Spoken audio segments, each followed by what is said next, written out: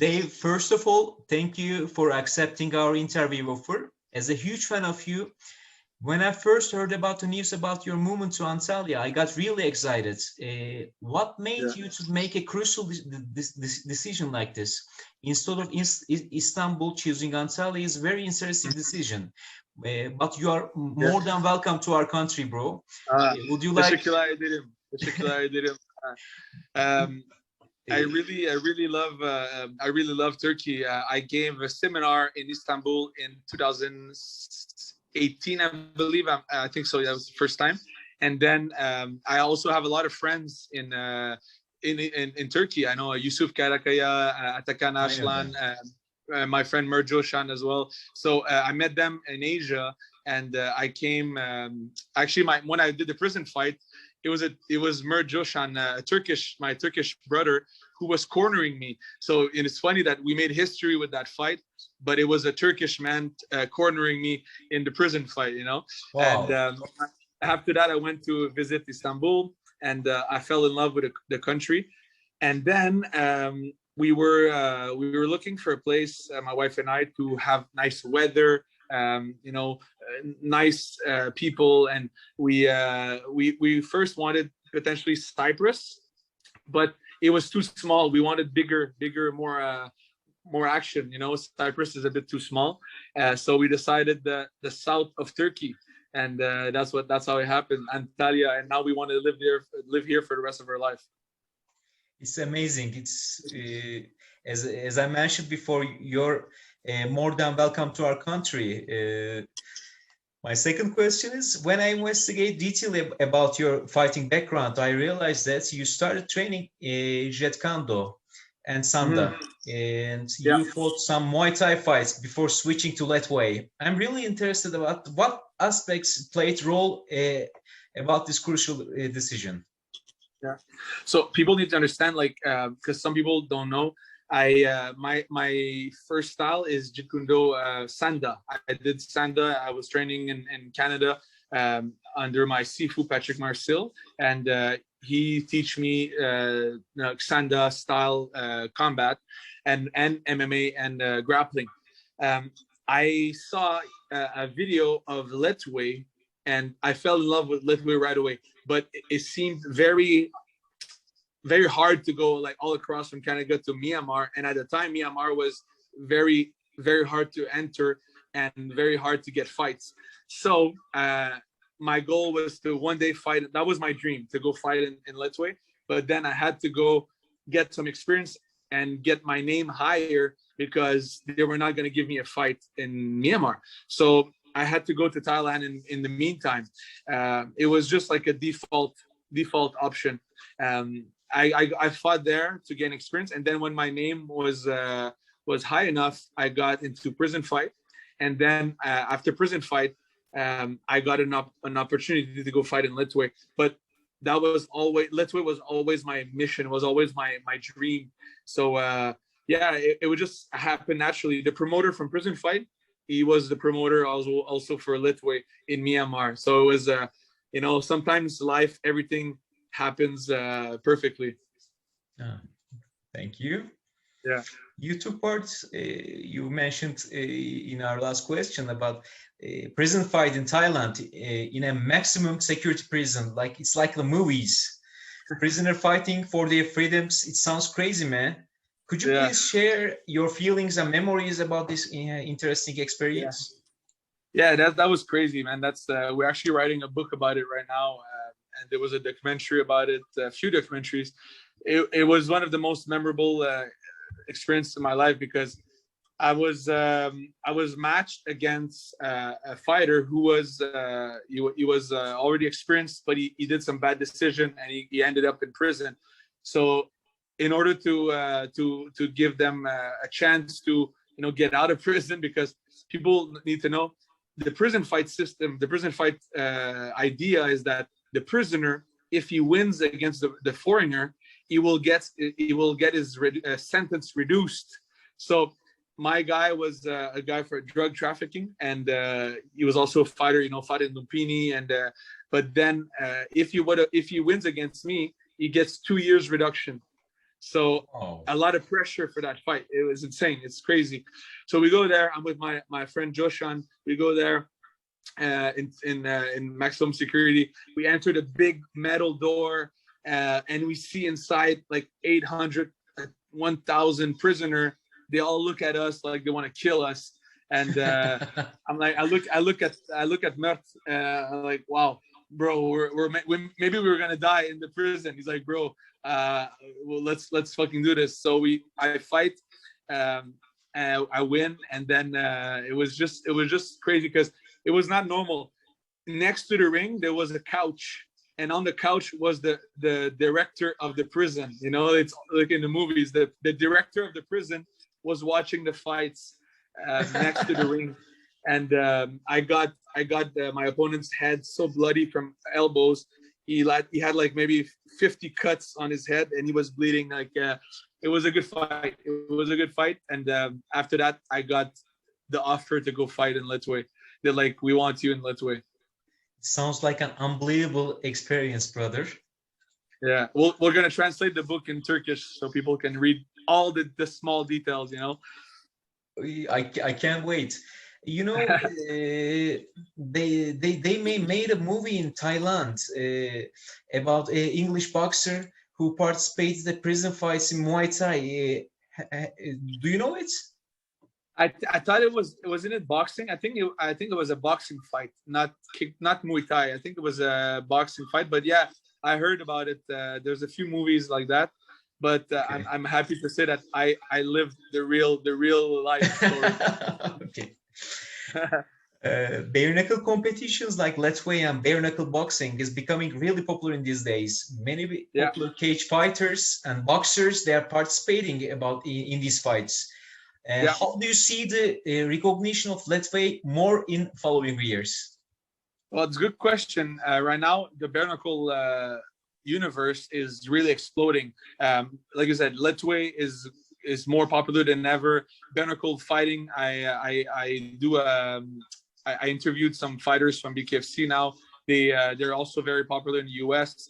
I have a podcast now called Bare Knuckle Uncensored, which we talk about anything bare knuckle. You know, maybe Valetudo as well. Anything bare knuckle.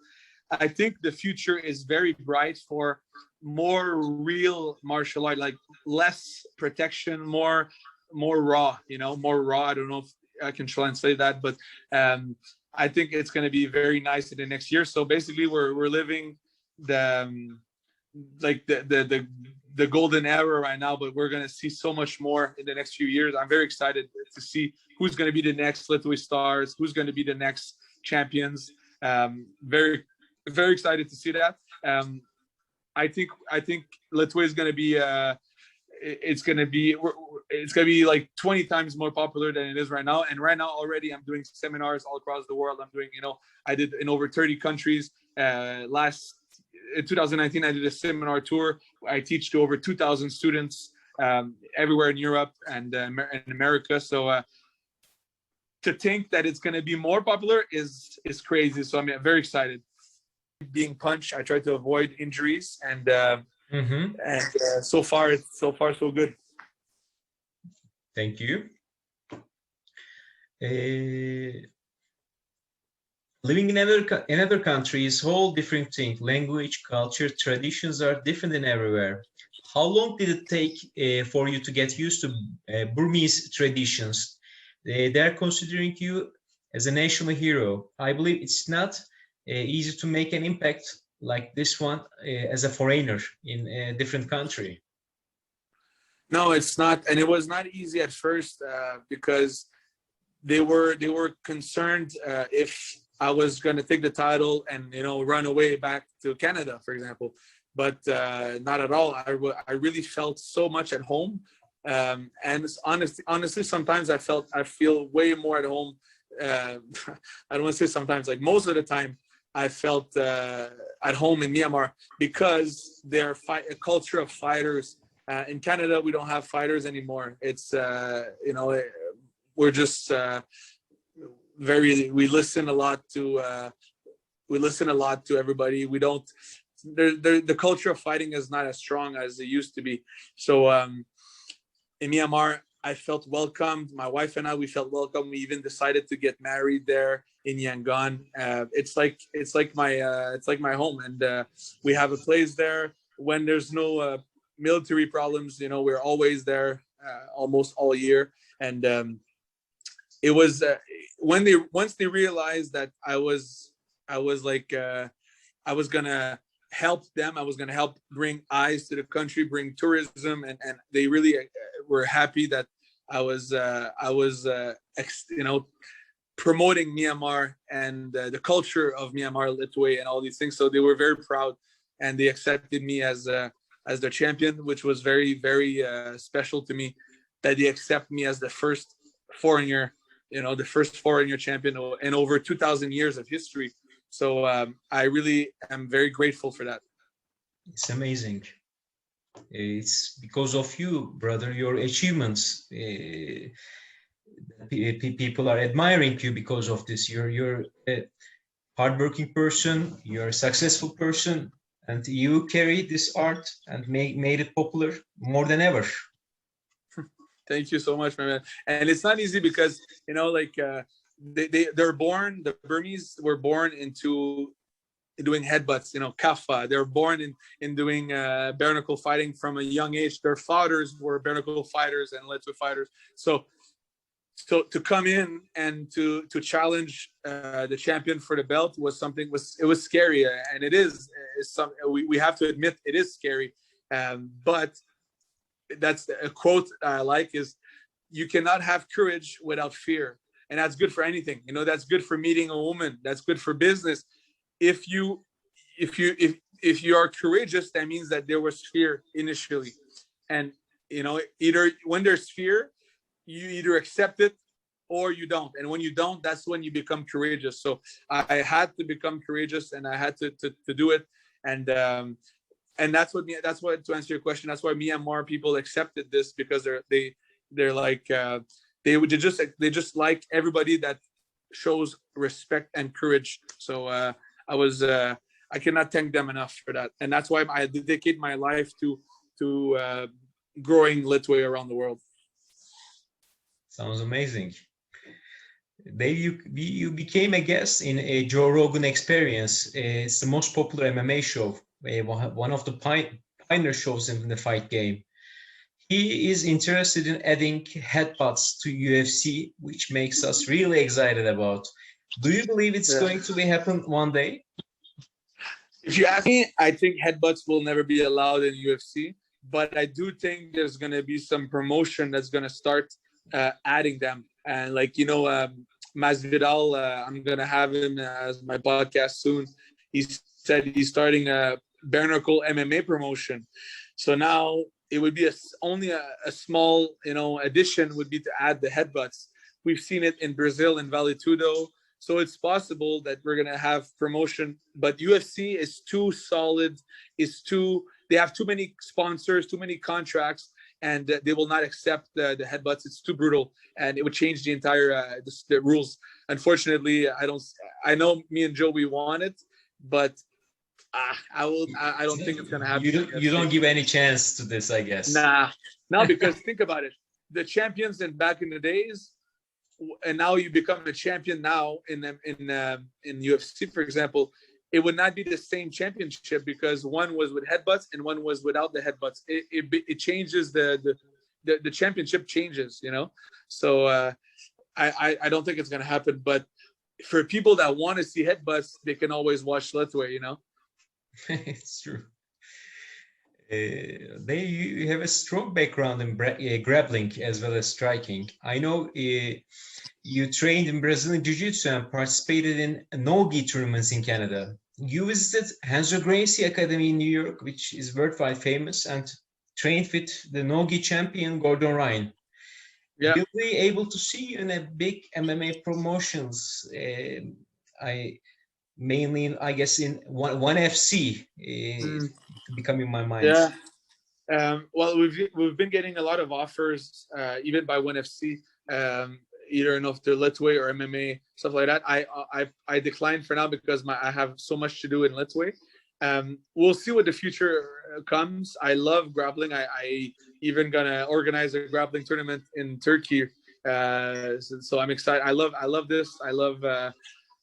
I think it's important for every striker, every kickboxer to learn grappling and to have a good base in it. I fucking love it, but I don't know. I speak too much. I speak too much.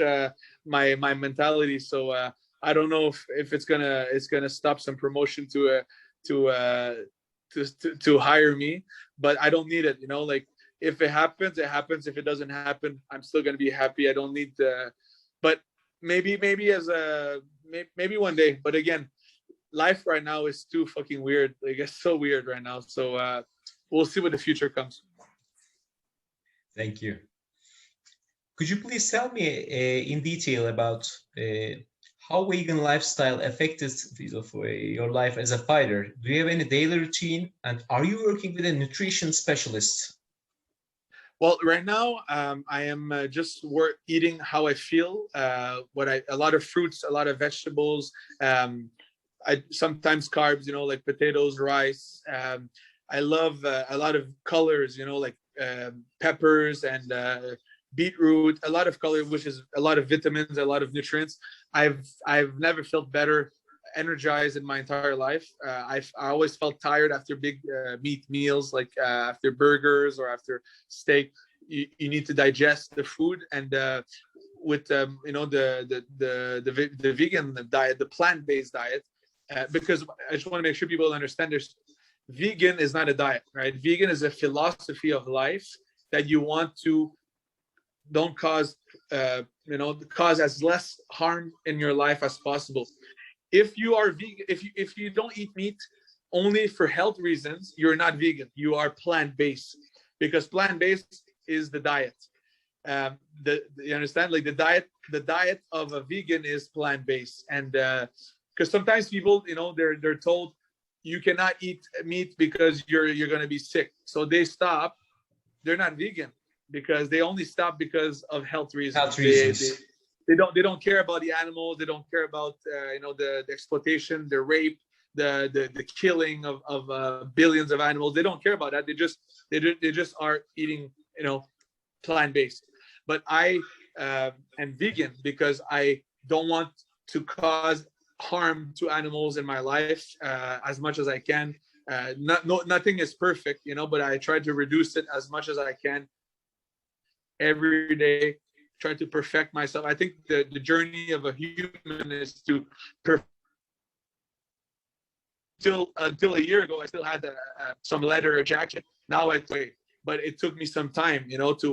It takes time to. But yeah. So to answer your question, I feel amazing. I feel energized. I feel like I have more cardio because when you eat meat, there's cholesterol, the bad cholesterol that goes into your arteries and can potentially, you know, clog your arteries. That's why we have strokes. That's why we have heart attacks and stuff like that, and erectile dysfunctions over the years.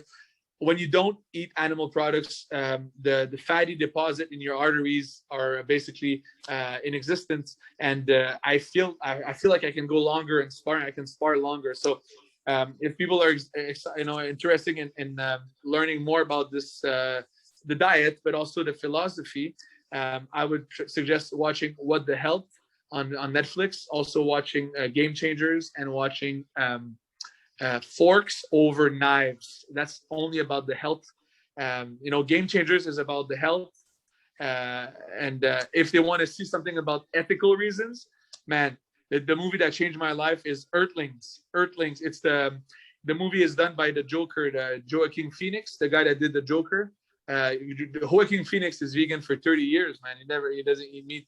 The Joker guy, he's vegan forever. Wow. And yeah, and he did the movie called Earthlings. That basically means habitat of Earth, and talks about dogs, talks about any animals, and they show everything. It's life changing, and hopefully it can help people make the right decision. But everything takes time. Just people understand. It took me 28 years to change that in my life. I was even making funs, Mehmet. I was making funs of vegan. I was saying, they're weak, they're pussies. I was making fun of them because in life, there's three stages of realization of truth. The first stage is ridicule. You ridicule them. You're like, ha, ha, ha. You make fun of them because you deep down, maybe you know that it's the reality. And then second is when it's opposition. No, I don't want. I love meat too much. No, I can never do this. I love cheese too much. That's opposition, violent opposition. And I can never do this. I love the taste of meat too much. I can never. So ridicule, opposition, and then finally acceptance. Eventually you accept it. You're like, fuck, I've been trying to avoid it, but now I accept it. So it took me so long. I've been laughing at vegans forever, and now I'm vegan for almost 2 years. My last fight with Cyrus Washington, I was fully vegan, fully plant-based, not once, no butter, no egg, no milk, no nothing. And I was able to do fucking amazing headbutts, and he was actually eating meat, and so it's just slowly with the mentality is changing. I actually think, if you ask me, we're more of a man. I respect more a man that's able to not hurt innocent people around him. Doesn't want. I feel like it's more manly to respect the environments around us. It's more manly to do this than not caring, and also it's more manly to be healthy, for our family, and also So anyway, that's my opinion. I'm an activist now. I can talk about this for hours. I will never eat meat for the rest of my life. Thank you so much for this inspiration. Especially, I'm talking about myself. I'm trying to change my lifestyle, and I'm in the Congratulations. I'm in the second. Excuse me.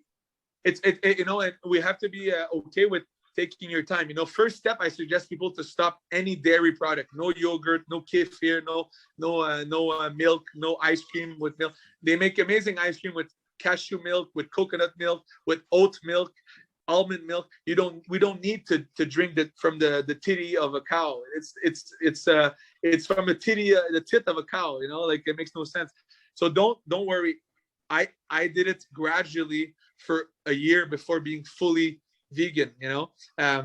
So don't be mad at yourself to okay, I'm cutting slowly. That's great. I ordered my protein powder plant-based. Wow. It's my first interaction. That's exactly. That's smart, because the whey protein, is from a molecule of the milk, and there's many studies, man, also for women.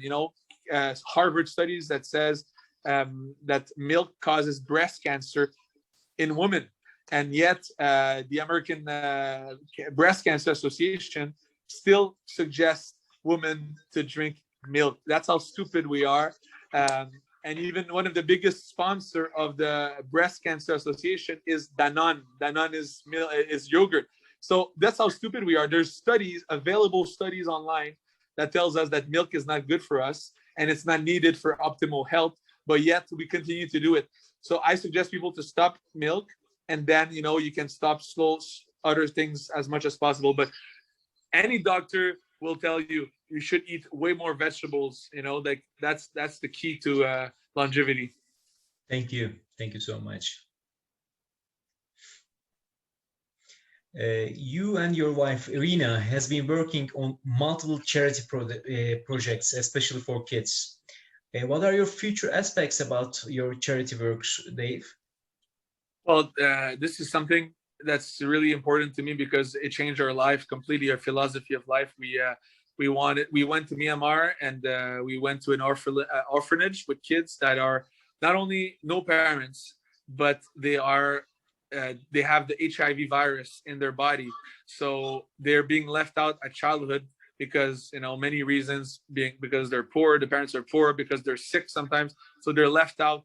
And I felt so bad that, imagine you start your life and you already start with this. You start with no parents. You start with having HIV virus. And like, this is crazy. Some people, it makes you realize that, we're okay. And I wanted to help them as much as I could. So we donated as much as we can for at the time. And now they started, no, they don't live in a hut anymore. They have built a full school. So now we're able to have have a floor. Before they were living on the grass. Now they have a real house. So very happy about this.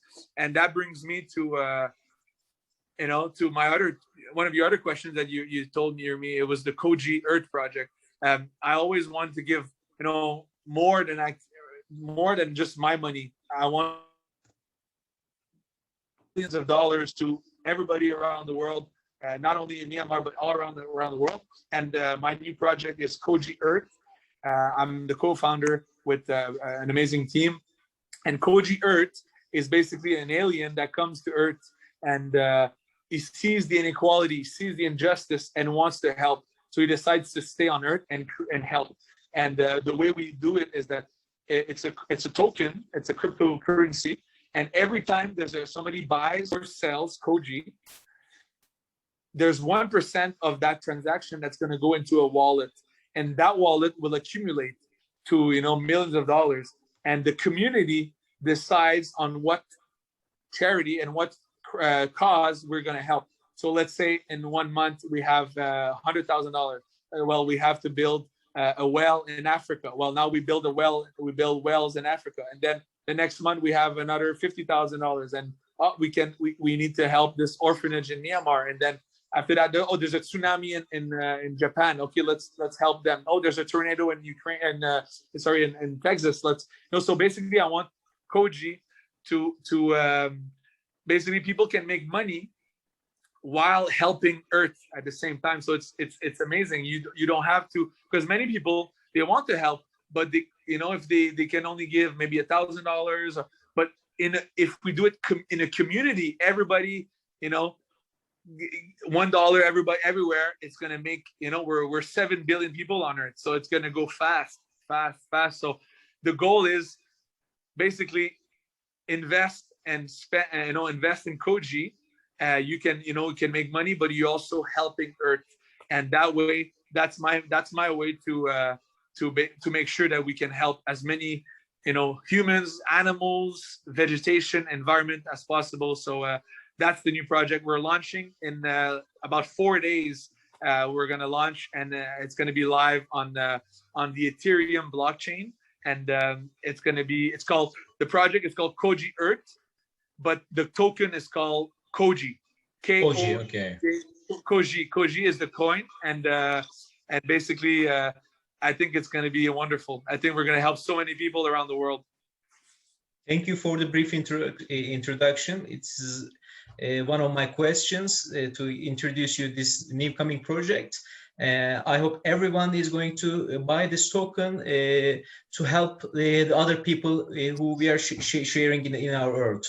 It's if people want to learn more, they can go to Koji, so KOJI.earth, EARTH, and everything is explained there. All the tokenomics, all the vision, the mentality, and how to buy as well. So let's kickstart this in a great way. I'm very proud. I've been working at this with the team for the last 2 months, and it's officially happening.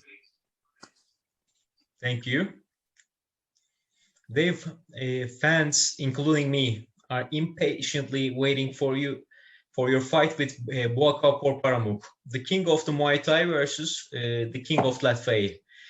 When and where will it happen? Please give us some details. So right now, I got an offer from a European promoter, but there's also an American promoter that wants to do it. So everybody is excited about this. I'm excited, not even for the money. I know it's going to be it's going to give us both, me and Buakaw, a lot of money, but I'm going to donate my money to charity. I want this to be a statement for Myanmar and Thailand, because I think Myanmar has been so unlucky. Thailand was open for tourism forever, but now Myanmar has been so unlucky. For 60 years, they live in military dictatorship. And now, again, there's a big war right now in Myanmar. So the only thing they have left is honor, courage, and their strength and their culture. And because they were in a dictatorship, Thailand was able to export their art around the world. You know, Muay Thai gyms all around the world. But if Myanmar was open, I think it would have been different. There was going to be a lot of Lethwei gyms around the world because of how strong Lethwei is. And so I think Muay Thai has been very lucky, and it's about time that we rectify that. It's about time that I show the world what is Myanmar Lethwei. And actually, Muay Thai copied Lethwei, because Muay Thai before it was Muay Baran, and Muay Baran was with kafa, was with headbutts, and was with bare knuckle, with almost bare knuckle with it. So they so not only they're benefiting from Lethwei, Muay Thai is benefiting from Lethwei, but they copied their sport. So I'm very it's about time. So I'm very excited for this. I'm gonna knock him out, and after that I'm gonna go retire in Turkey. All the Turkish people is going to support you. We are behind you, Dave, in this fight. Thank you. Buakaw was two-time K1 World Max champion, and he had more than 280 fights. What do you think about the advantages and disadvantages about him towards you? His experience, has way more fights than me. I think I have around 30 fights. He has 300 plus fights. But I'm a different fighter. I adapt very fast. I don't need and a lot of these fights were just 3 rounds, and it was big gloves. I fight with bare knuckle fight, so it's way harder on the body, way more dangerous with kafa, with headbutts. So I think I have more tools than him. My elbows are stronger. My clinch is better. I think he has good kicks, but my opponent's Tuntun Min was one of the best kicker ever, and I took his kicks. I didn't even check them. So he can kick me. When he kicked me, I'm going to punch him in the face. After a while, he's going to be tired to punch me, because every time he punch me, I'm going to kick. So I think I have way more tools than him. I think he's very unidimensional, just kicking and punching, basic punching, basic kicking. He's just very tough guy, very, very hard to knock out. He's been knocked out, I think, only once in over 350 fights. So I'm going to show them that I'm going to knock him out. So it's going to be the second time. We believe in you so much, Dave, about this your statement. And could you please tell us about what is the story about being banned for 2 years from fighting with the MTLF? Are you also banned from the WLF, World Lethwei Federation? No, exactly. There's people need to understand that there's many federation in Lethwei. But actually 2 main ones. It's the WLF, the World Lethwei Federation, and the MTLF, the Myanmar Traditional Lethwei Federation. So the World Lethwei Federation is the one that's focused on the entire planet, Europe, America, and and the MTLF is mostly focusing on the fights in Myanmar and a bit in Japan. I never got along with them, so they're just old guys. They tried to threaten me many times. They tried to give me many problems in my career, and I never liked them. They never liked me also, because I speak my mind, and they are more traditional, more conservative. So when I started talking about the Muay Thai problems, they were fine until they got a message from. Sorry, I'll start again. When I started talking about the history of Lethwei and the history of Muay Thai, like I told you about, they were okay with that. They didn't care. But then they received a message from a promoter of Muay Thai in Bangkok, and he told them, "Hey, can you ask your guy Dave to stop talking shit?" So now they felt pressure, and they made a letter saying, "We're gonna ban him, blacklist him. They're gonna ban him." First of all, not only I don't care about their ban of 2 years, I'm going to go further. I will never fight for them for the rest of my life. Not only 2 years, I don't want to fight for them forever. I don't care about their federation. I don't care about them. That's how much they have no power over me. So yes, it's true. They banned me from their federation for 2 years, but I'm gonna go, and I don't want to fight for them ever again. The other thing is they said visa problem in Thailand. Yes, it's true. I will never go back to Thailand ever again because I'm gonna go to prison if I go to Thailand. So I'm banned from Thailand, but I'm never gonna be banned from my home country in Myanmar, because Myanmar, I have an amazing relationship with government. I have diplomatic status, like the immigration, the police officers that take selfies with me. This is bullshit. So people was banned from Myanmar, which is not true. I'm banned from Thailand. That's a big difference. I will always be able to go back to my country.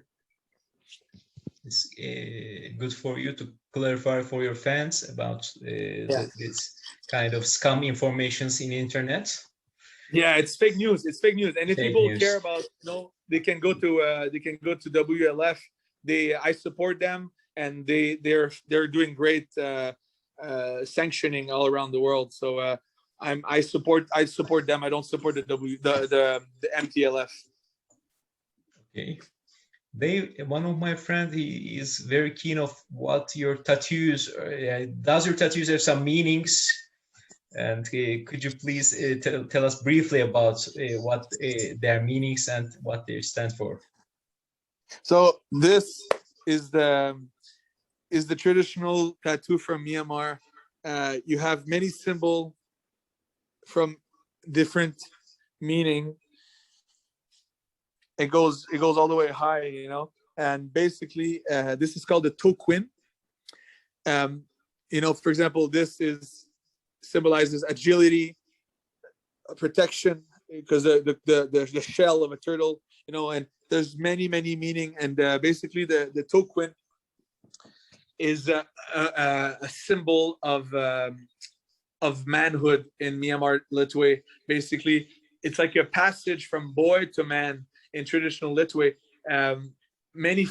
Most fighters usually had them in different style. Sometimes it's square, sometimes it's circles, different styles all across Myanmar. It's many different styles, and I always wanted it, but I knew that I needed it to deserve it first. So after many title defenses and many fans asking me, when, the only thing missing is the toquin. The only thing missing is the tattoo. I asked the Myanmar elders, the Myanmar experts, the older gentlemen, and they said, yeah, of course you deserve it. So I did it, and it was very painful. It was 24 hours of pain in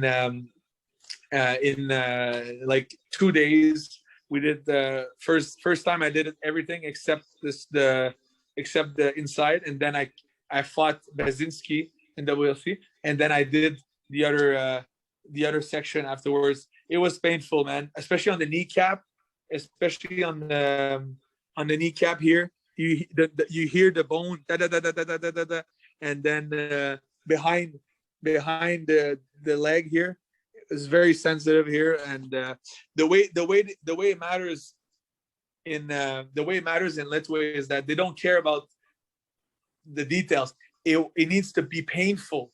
Why? Because you come boy to man, you become a man. So it's all about making it painful, and you don't show pain. If you show your pain, that means you're not strong enough. So you had to keep a straight face the entire time, and basically it's also showing your experience. A beginner fighter usually doesn't have that. And after many years and many fights, you can show your experience with your legs. Understand? And and also if you see in Lethwei, you have, if your friends in Myanmar, you have the longi, the long skirt. It's kind of it's like a long. People wear that in Myanmar, but you don't see the tattoos with the skirt, right? The longi. But then when you're about to fight, you lift your skirt up, you lift your longi up, and then you see the tattoos, exposing your experience as a fighter. So it's pretty fun. It's very nice. You can go read about it on Lethwei World. There's a lot of stuff, but it's a 2,000-year-old, it's very old tradition, and now not many fighters have it. So I'm very proud to be one of the few guys that continue the tradition of the Tokwin. Thank you. And besides martial arts, fighting, this charity work, what are your hobbies? What kind of movies you like? Do you participate, or do you like any team sports? Your fans are really interested about your private life. Well, I used to play baseball. I love baseball, but I don't play it anymore. I was a pitcher before. I love baseball. Played in the United States as a pitcher, and I love. I want to buy a video game now. I want to buy. I want to get an Xbox or something, or PlayStation. I want to start again playing. But my passion right now is movies. I love movies. I love like Catch Me If You Can. Like the movies, like many like suspense stuff. I like documentaries to learn a lot of new things as well. But right now we're actually watching all the Marvel movies from the day one Captain America all the way to the Avengers. I never saw them all, so I'm watching them back to back to so it's now I'm watching Spider-Man. So I want to know the whole story until Avengers Endgame. So I love, and it's cool because it's kind of the same mentality of Koji, because Koji is kind of an Avenger. So I'm learning. I'm using a lot of this to get inspired for the, because we're at Koji. I forgot to say we're doing a comic book with Koji. We're doing a story comic book. Really? Yeah. So he's gonna be he's landing on Earth. He's crashing on Earth, and he basically fights bad guys, fights monsters in a comic book. And we're also gonna do an NFT of the comic book. The NFT. It's like a blockchain.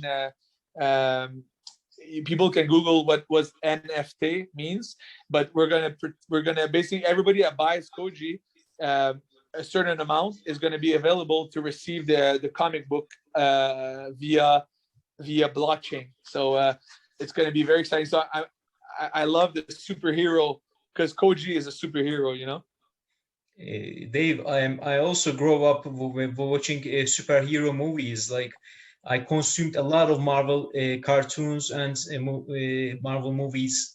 X-Men and Spider-Man, they were my childhood heroes. I got excited about because I would like to be part of this Koji Earth project, and I can't wait to read the comic books also.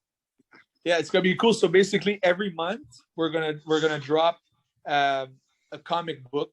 Mm-hmm. So one page of the comic book. So think about it. You become a buyer of a coin, a token, and then if you have a certain amount, let's say 1 billion Koji, maybe I think it's 1 billion is about $500. I think depends on the price, right? You have access to the page, and then every month, if you don't sell and you keep your coins, your tokens, you don't sell the Koji, you accumulate the page, and after 1 year, for example, you have now the full comic book, but via virtual. You have the virtual comic book, but now you can have we can send the physical comic book. So now not only you're going to have the virtual version protected by blockchain, but we're going to be able to give the physical comic book of Koji. So I'm very excited to see that. That's the added value, because many coins, many tokens, they just open. There's no real mission. Now Koji, it's true. you can help the world, you can make money, and you can also be part of the history, the journey of Koji, the Koji verse, the universe of Koji. So it's gonna be big, man. Yeah, okay.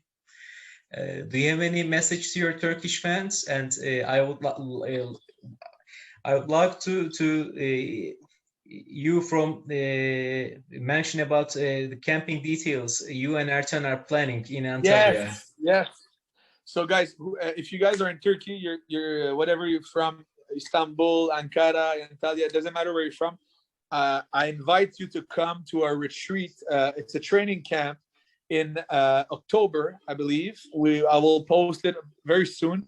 We're going to do a training camp of BJJ, of grappling and kickboxing, Lethwei kickboxing. So half grappling, half striking in Antalya in October. And it's going to be perfect weather, not too hot, not too cold. It's going to be at the Nashira Hotel Resort on the beach. We're going to do it outside, so you can train grappling outside. We can do pads, and I will teach the striking. Ertan Balaban will teach the grappling. So we're going to do a beautiful training camp for about 5 or 6 days. I will tell you all the details soon, but I would love to see you all there. It's like a vacation, also training, and at the end, for those of you that do grappling, we're gonna have a grappling tournament, and I also Ertan is gonna be doing a super fight. So we're looking for a black belt for him, somewhere in Turkey, somewhere maybe in Europe. We're gonna fly him, and at the end of the tournament, we have the Balaban grappling fight. So I'm thinking I might, because I love grappling. I never compete anymore. So I'm going to teach the striking for 1 week, but maybe I'm going to join the tournament in grappling. Who knows? It's going to be fantastic, man. The superhero of martial arts is going to teach and participate in fights. It sounds crazy. I can't wait to participate this camp. Yeah, we're looking forward to see you, man. And thank you for the interview. Hopefully it was interesting on a few points. Before ending our interview, I speak a little French. I would like to say some words in French to you. Please.